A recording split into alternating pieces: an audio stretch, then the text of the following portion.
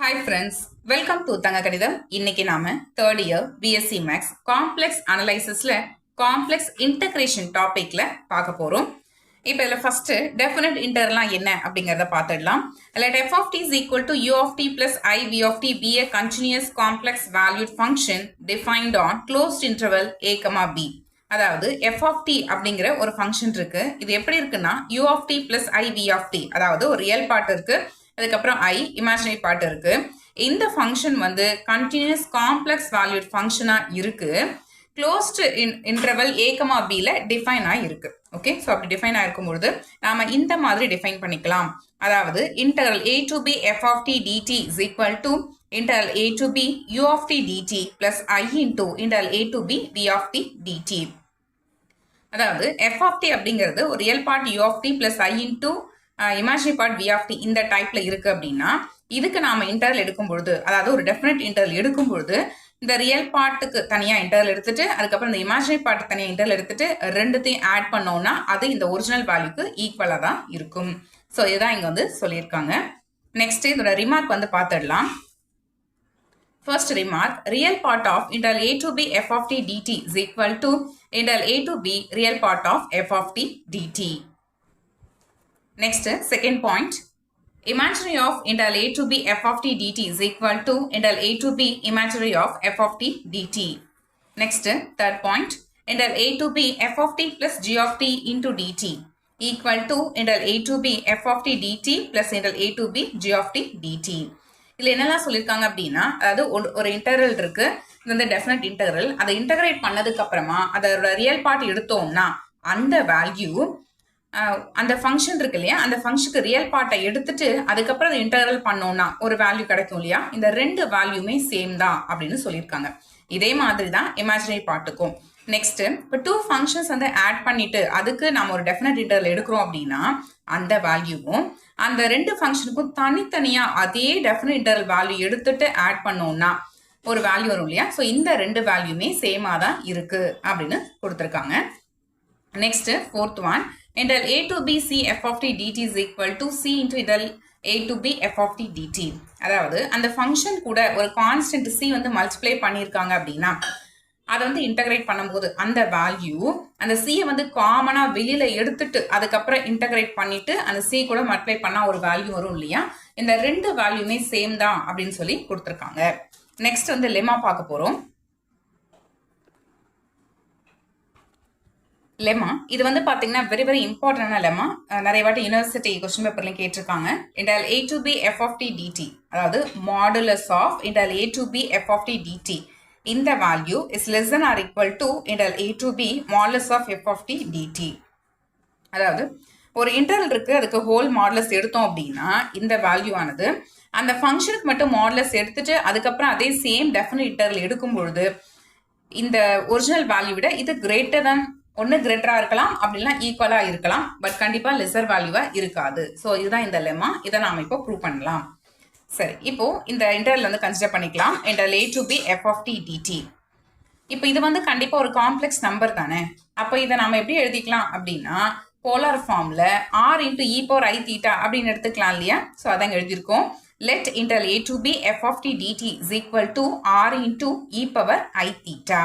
இந்த r மட்டும் இங்கேயே வச்சுக்கிட்டு e power i theta ஈக்குவல்ட்டுக்கு ஆப்போசிட் சைடு எடுத்துட்டு போகலாம். என்ன வரும், e power minus i theta வருமா. ஓகே, அதாவது r is equal to e power minus i theta into integral a to b f of t dt வரும்.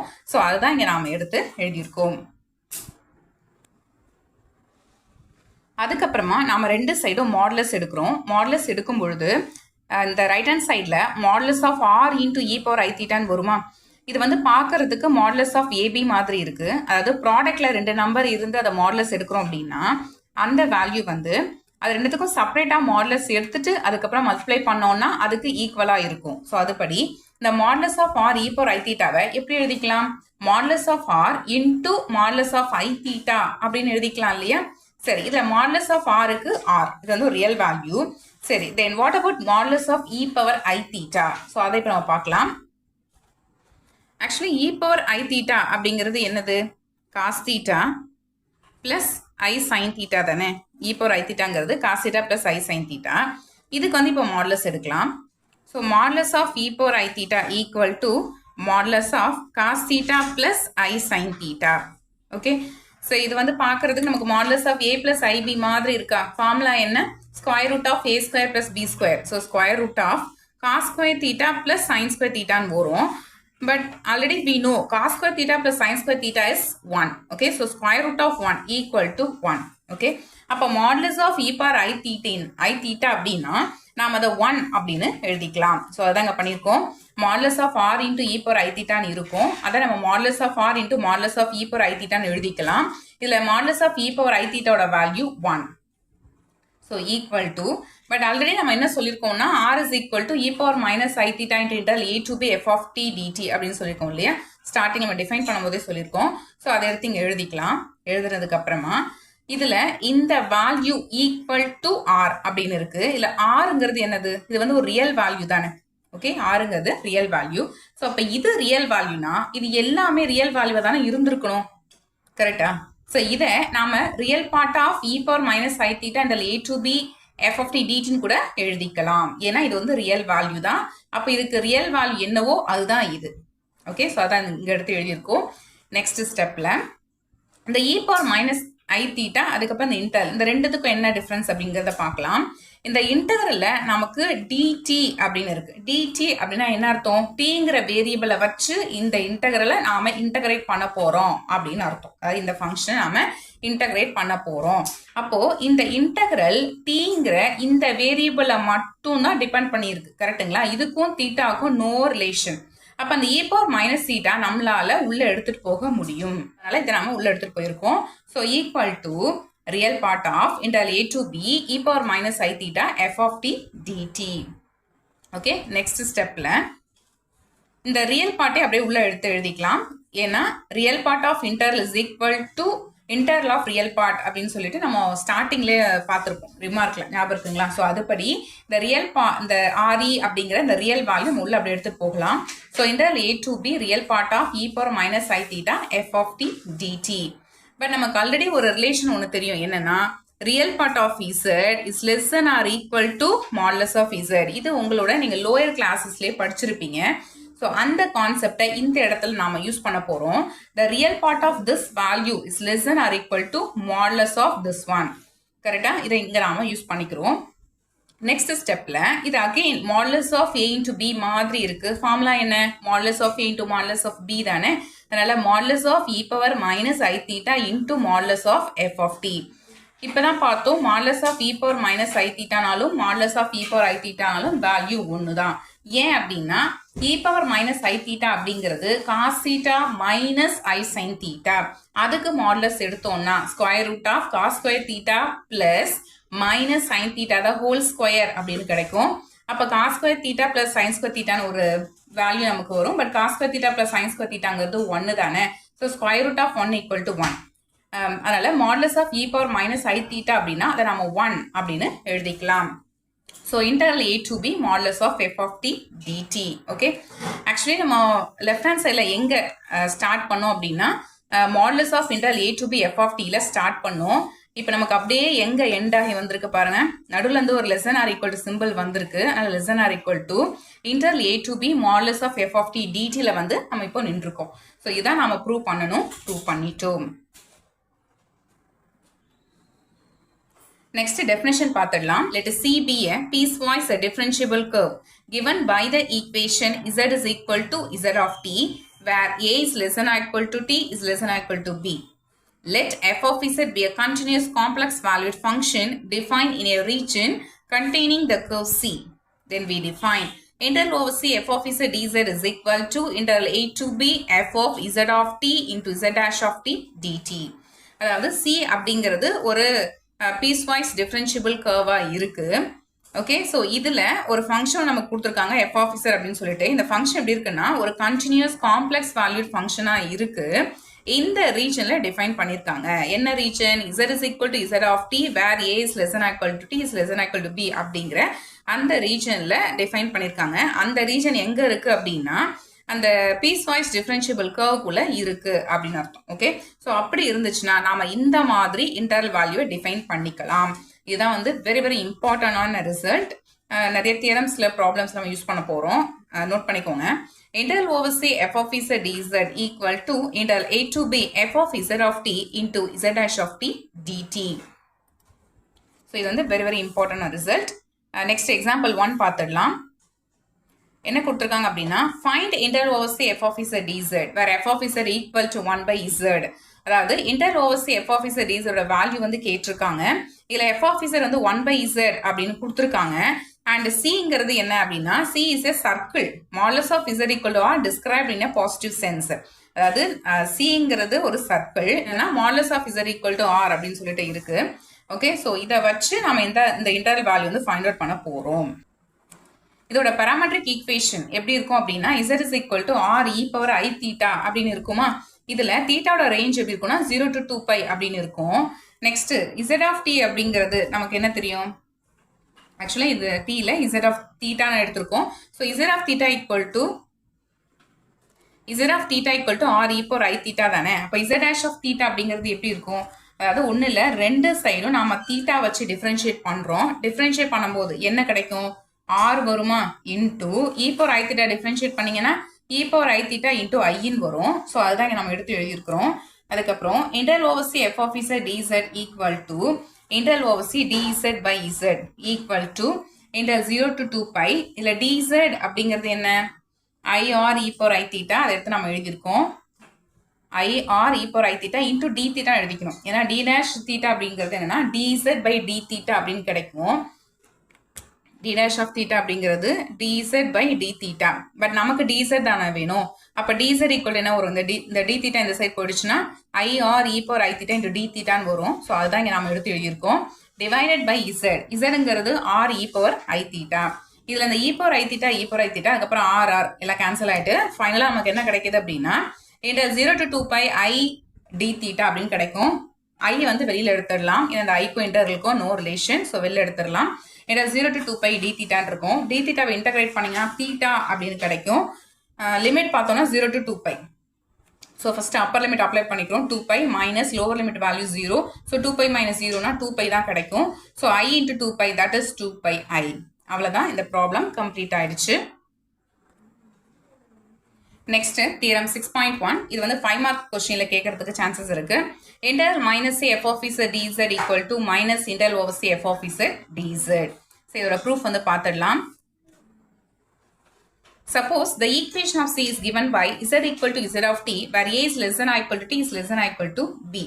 அதாவது இந்த மாதிரி இருக்கிற மாதிரி நம்ம எடுத்துருக்கோம். Then we know that the equation of minus c is given by, அப்போ மைனஸ் c எப்படி இருக்கும், z of t is equal to z of b plus a minus t அப்படின்னு இருக்குமா, where a is less than or equal to t is less than or equal to b. Now integral over minus c f of z is equal to integral a to b f of, இங்க z க்கு பதிலா என்ன எழுதிக்கலாம், z of b plus a minus t அப்படின்னு எழுதிக்கலாம், into z dash of b plus a minus t into minus t அப்படின்னு நாம எழுதிக்கலாம். இது எங்க இருந்து வந்துச்சு அப்படின்னா நம்ம ஒரு டெஃபினேஷன் பார்த்தோம், ஞாபகம் இருக்குங்களா, ஒரு definition பார்த்திருந்தோம்ல, integral over c f of z dz equal to integral a to b f of z of t into z dash of t dt ன்னு சொல்லிட்டு அதுல cங்கிறது எப்படி டிஃபைன் பண்ணியிருந்தாங்க, பீஸ் வாய்ஸ் டிஃபரன்ஷியபிள் கர்வா இருக்கு அப்படின்னு பார்த்திருந்தோம். அதோட ஈக்குவேஷன் எப்படி இருந்தது, z equal to z of t where a is less than or equal to t is less than or equal to b. So இந்த டெஃபினேஷன் தான் நாம இந்த இடத்துல வந்து யூஸ் பண்ணிக்கிறோம். ஓகேங்களா, அதுதான் இப்போ integral a to b f of z of b plus a minus t into z dash of b plus a minus t minus dt. அதுக்கப்புறம் இந்த b plus a minus t க்கு பதிலா நம்ம uன்னு எடுத்துக்கிட்டோம்னா ரெண்டு சைடு டிஃபரன்ஷியேட் பண்ணும்போது என்ன வரும், bயும் aவும் கான்ஸ்டன்ட்ங்கிறதுனால அதை டிஃபரன்ஷியேட் பண்ணும்போது 0 அப்படின்னு வந்துடும். t-ஐ டிஃபரன்ஷியேட் பண்றோம், இப்போ dtன்னு கிடைக்கும். ஈக்குவல் டு ரைட் ஹேண்ட் சைட்ல u-ஐ டிஃபரன்ஷியேட் பண்ணும்போது du அப்படி.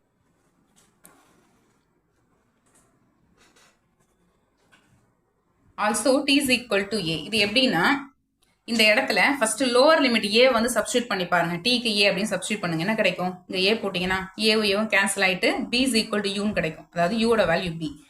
t is equal to a ன்னு இருக்கும் பொழுது u ஓட வேல்யூ b. இதுதான் அதோட மீனிங். அடுத்தது அப்பர் லிமிட் நமக்கு என்ன b தானே, இந்த அப்பர் லிமிட் வேல்யூ b இந்த t ல சப்ஸ்டியூட் பண்ணலாம், என்ன வரும், b plus a minus b ன்னு வருமா. அப்ப அந்த பிளஸ் b-யும் மைனஸ் b-யும் கேன்சல் ஆயிட்டு a மட்டும் கிடைக்கும். ஓகே, அப்போ t யோட வேல்யூ b இருக்கும் பொழுது u ஓட வேல்யூ a. இதுதான் அதோட மீனிங். ஓகேங்களா, அப்போ integral minus a f of z dz equal to integral அங்கே வந்து ஃபர்ஸ்ட் ஏ டு பின்னு இருந்துச்சா, இப்போ நம்ம எப்படி எழுதிக்கலாம், பி டு ஏன்னு எழுதிக்கலாம். அதாவது டீல லோவர் லிமிட் ஏவா இருக்கும் பொழுது யூல வந்து லோவர் லிமிட் பி, அதனால இங்க வந்து மாத்திக்கிறோம். அதே மாதிரி டீல வந்து அப்பர் லிமிட் பியா இருக்கும் பொழுது யூல அப்பர் லிமிட் ஏ. ஸோ அதனால தான் நம்ம பி டு ஏன்னு மாற்றி எழுதியிருக்கோம். இந்த ஸ்டெப் வெரி வெரி இம்பார்ட்டன்ட். இல்லை கொஞ்சம் மாற்றிட்டீங்கன்னா உங்களுக்கு ஆன்சர் எல்லாமே டோட்டலாக டிஃப்ரெண்ட்டாக மாறிடும். ஸோ அதனால் இது வந்து கேர்ஃபுல்லாக எழுதணும். Interval b to a f of z of u z dash of u into du. ஏன் அப்படின்னா நம்ம அந்த b plus a minus t தான் என்னென்னு பண்ணியிருக்கோம், யூன்னு எடுத்திருக்கோம் இல்லையா, அதனால் யூன்னு மாற்றி எழுதிக்கிட்டோம். அதுக்கப்புறம் இன்டெக்ரல் பி டு ஏவை நாம இன்டெக்ரல் ஏ டு பியா மாற்றணும்னா என்ன ஆகும், அந்த இன்டெக்ரல் சிம்பிள் வந்து சைன் சேஞ்ச் ஆகும். கரெக்டுங்களா? இதை நீங்கள் உங்களோட 12th ஸ்டாண்டர்ட்லேயே படிச்சிருப்பீங்க. எப்படின்னா integral a to b f of t dt இதை வந்து minus integral b to a f of t டிடின்னு எழுதிக்கலாம் அப்படின்னு நீங்கள் படிச்சிருப்பீங்க. ஞாபகம் இருக்குங்களா உங்களோட லோயர் கிளாஸஸில்? ஸோ அதுதான் நம்ம யூஸ் பண்ணிக்கிறோம். So equal to minus integral a to b f of z of u z dash of u into du. ஓகேவா? சரி, இது வந்து ஆஸ் பர் டெஃபினேஷன் என்னது இந்த மாதிரி இருக்கு இல்லையா, இது படி டெஃபினேஷன் பண்ண இது என்ன எழுதிக்கலாம், integral over c f of z டிசட்னு எழுதிக்கலாமா? ஸோ அதுதான் இங்கே எழுதியிருக்கோம். Integral over c f of z dz. Actually நம்ம இங்கே ஸ்டார்ட் பண்ணோம். உங்களோட லெஃப்ட் ஹேண்ட் சைடு என்ன இருக்கு, integral minus c f of z dz இருக்கு. இப்போ நமக்கு ரைட் ஹேண்ட் சைடில் என்ன கிடைச்சிருக்கு, minus integral over c f of z dz கிடைச்சிருக்கு. ஸோ அவ்வளோதான், இந்த தியரம் இதோட கம்ப்ளீட் ஆயிடுச்சு. நெக்ஸ்ட் இதோட ரிமார்க்ஸ் வந்து பார்த்துடலாம். First remark, let alpha be a complex constant, then integral over c alpha f of z dz equal to alpha into integral over c f of z dz. அதாவது ஆல்ஃபாங்கிறது ஒரு constant, ஒன்றும் இல்லை வந்து complex constant சொல்லியிருக்காங்க. அப்படின்னா என்ன அர்த்தம்னா அதுக்கு வந்து ரியல் பார்ட் இருக்கு, அது ஒரு கான்ஸ்டன்ட் வேல்யூ, பிளஸ் ஐ இருக்கு, ஐக்கு பக்கத்தில் ஒரு இமேஜினரி பார்ட் வேல்யூ இருக்கு, அதுவும் கான்ஸ்டன்டா இருக்கு. இதுதான் இதோட மீனிங். காம்ப்ளெக்ஸ் கான்ஸ்டன்ட்னா அதுதான் அர்த்தம். ஒரு சின்ன எக்ஸாம்பிள் சொல்லணும்னா இப்போ வந்து 2 + i3, ஓகேவா, 2 + i3 இல்லை 2ங்கிறது கான்ஸ்டன்ட், 3ங்கிறது கான்ஸ்டன்ட். அந்த 2 + i3 இருக்கு இல்லையா, ஜஸ்ட் ஒரு எக்ஸாம்பிளுக்காக சொல்றேன். ஸோ அந்த மாதிரி இருக்கும்னு அர்த்தம். ஓகேங்களா? ஆல்ஃபாங்கிறது அந்த மாதிரி ஒரு காம்ப்ளெக்ஸ் கான்ஸ்டன்ட் வேல்யூ. சரி, இப்போ அதனால என்ன அப்படின்னா integral over c alpha f of z dz, அதாவது இன்டெகிரேட் பண்றீங்க, இன்டெக்ரலுக்குள்ள ஒரு காம்ப்ளெக்ஸ் கான்ஸ்டன்ட் வேல்யூ இருக்கு அப்படின்னா அந்த காம்ப்ளெக்ஸ் கான்ஸ்டன்ட்டை வெளியில எடுத்துட்டு இன்டெகிரேட் பண்றோம்ல, ஸோ இந்த ரெண்டு வேல்யூவும் சேமா தான் இருக்கு. ஸோ அதுதான் இங்க சொல்லியிருக்காங்க. நெக்ஸ்ட் ரிமார்க் 2 பார்த்துடலாம். Integral over c f of z plus g of z dz equal to integral over c f of z dz plus integral over c g of z dz. அதாவது ரெண்டு function இருக்கு, அதை add பண்ணி integrate பண்ணா ஒரு value வரும் இல்லையா, அந்த வேல்யூவும் அந்த ரெண்டு ஃபங்க்ஷனுமே தனித்தனியா இன்டெகிரேட் பண்ணிட்டு அதுக்கப்புறம் ஆட் பண்றோம், அந்த ரெண்டு வேல்யூமே சேமா தான் இருக்கும். அதுதான் இங்க சொல்லியிருக்காங்க. நெக்ஸ்ட் டெஃபினேஷன் பார்த்துடலாம். Let C1 be a differentiable curve with origin Z1 and terminus Z2. அதாவது C1 அப்படிங்கிறது ஒரு differentiable curve இருக்குன்னு சொல்றாங்க. இதோட ஆரிஜின் அதாவது ஸ்டார்டிங் பாயிண்ட் வந்து Z1 அப்படிங்கிற பாயிண்ட்ல இருந்து டெர்மினஸ் Z2, அதாவது எந்த பாயிண்ட்ல எண்ட் ஆகுதுன்னா Z2 அப்படிங்கிற பாயிண்ட்ல எண்ட் ஆகுது. அதுக்கப்புறம் C2 be another differentiable curve. C2ங்கிறது இன்னொரு differentiable curve அப்படின்னு கொடுத்துருக்காங்க. With origin Z2 and terminus Z3. Okay, அப்ப Z2 அப்படிங்கிற பாயிண்ட்ல ஸ்டார்ட் ஆயிட்டு Z3 அப்படிங்கிற பாயிண்ட்ல எண்ட் ஆகுது. Then the curve C, which consists of C1 followed by C2, is a piecewise differentiable curve with the origin Z1 and terminus Z3. அப்ப அந்த Cங்கிற அந்த curve எப்படி இருக்கு அப்படின்னா இது வந்து ஒரு piecewise continuous-ஆ இருக்கு. piecewise continuous-னா என்ன அப்படின்னா C1 இருக்கு இல்லையா, அது இப்போ ஒரு எக்ஸாம்பிளுக்காக சொல்றேன். இந்த மாதிரி ஒரு curve இருக்குன்னு வச்சுக்கோங்களேன். இந்த curve வந்து கண்டினியூஸா இருக்கு. இந்த ஒரு சர்டன் பாயிண்ட்டுக்கு அப்புறம் இன்னும் அதோட டைரக்ஷன் வந்து மாத்தி போகுது. அந்த கர்வ் வந்து கண்டினியூஸா தான் இருக்கு. இப்போ தனித்தனியா பிட்டா பார்க்கும்போது ரெண்டு கர்வ் வந்து கண்டினியூஸா தான் இருக்கு. ஆனா மொத்தமா பார்க்கும்போது அது கண்டினியூஸா இல்லை அப்படின்னு அர்த்தம். ஓகேவா? அது பீஸ் வாய்ஸ்ல அது கண்டினியூஸா இருக்குன்னு அர்த்தம், வேற ஒன்றும் இல்லை. ஸோ அதான் சொல்லியிருக்காங்க. C2 is a piecewise differentiable curve with origin Z1 and terminus Z3. Then this curve is denoted by C1 plus C2. So அந்த மாதிரி இருந்துச்சுன்னா அந்த கர்வ் C-யை எப்படி நாம சொல்லிக்கலாம் அப்படின்னா C1 plus C2 அப்படின்னு சொல்லிக்கலாம். ஸோ இதான் இந்த டெஃபினிஷன். நெக்ஸ்ட் இதோட ரிமார்க்ஸ் வந்து பார்த்துடலாம். If a C is equal to C1 plus C2 and then integral over C f of z dz equal to integral over C1 f of z plus integral over C2 f of z. அதாவது C அப்படிங்கிறது C1 plus C2 இருக்கு அப்படின்னு வச்சுக்கலாம். அப்போ integral over C f of z dz எப்படி இருக்கும்னா அந்த C1 C2ன்னு சொல்லிட்டு ரெண்டு நமக்கு பீஸ்வைஸ் கர்வ்ஸ் இருக்கு இல்லையா, ஸோ அதுக்கு ரெண்டுத்துக்கும் இப்போ நம்ம தனித்தனியாக இன்டகிரேட் பண்ணிட்டு ஆட் பண்ணனா ஒரு வேல்யூ வரும் இல்லையா, அந்த வேல்யூவும் இந்த வேல்யூவும் சேமாக தான் இருக்கு. ஸோ இதான் வந்து ரிமார்க் 1. இன் ஜென்ரல் இதையே வந்து நாம அது இப்போ இதுல வந்து ரெண்டு அது சி அப்படிங்கிறது C1 C2 இந்த ரெண்டுத்தையும் ஜாயின் பண்ணும்போது கிடைச்ச கர்வ்னு சொல்லும்போது நமக்கு இந்த மாதிரி இருக்கு. அதுவே நிறைய கர்வ் வந்து ஜாயின் பண்ண மாதிரி இருந்துச்சுன்னா, for example C1 C2 etcetera CN அப்படி இருந்துச்சுன்னா எப்படி இருக்கும் அப்படின்னா, interval over C f of z dz அப்படிங்கிறது எப்படி இருக்கும் அதோட வேல்யூ அப்படின்னா, integral over C1 f of z dz plus integral over C2 f of z dz plus integral over C3 f of z dz plus etc plus integral over Cn f of z dz. இந்த வேல்யூக்கு இது ஈக்குவலா இருக்கும். Next definition க்கு போயிடலாம். Let C be a piecewise differentiable curve given by the equation z equal to z of t where a is less than or equal to t is less than or equal to b. Then the length L of C is given by. அதாவது C அப்படிங்கிறது ஒரு piecewise differentiable curve அப்படின்னு கொடுத்துருக்காங்க. அது கூட z equal to z of t where a is less than or equal to t is less than or equal to b. இந்த மாதிரி ஒரு ரிலேஷன் இருக்கு. அப்போ இதோட லென்த் எப்படி இருக்கும் அப்படின்னா, length L is equal to integral a to b modulus of z dash of t dt. ஓகேவா, அந்த கர்வோட லென்த் எப்படி இருக்கும்? L is equal to integral a to b modulus of z dash of t dt. இந்த மாதிரி இருக்கும். இது வந்து very very இம்பார்ட்டன்டான ஃபார்முலா, நோட் பண்ணிக்கோங்க. நம்ம ப்ராப்ளத்தில் வந்து யூஸ் பண்ண போகிறோம். Next example. Consider the circle C with the center A and radius R. அது ஒரு சர்க்கிள் ஒன்று எடுத்திருக்கோம், centre point A, radius R இருக்கு. The parametric equation of C is given by, ஒரு parametric form எப்படி இருக்கும்? R is equal to A plus R e power IT.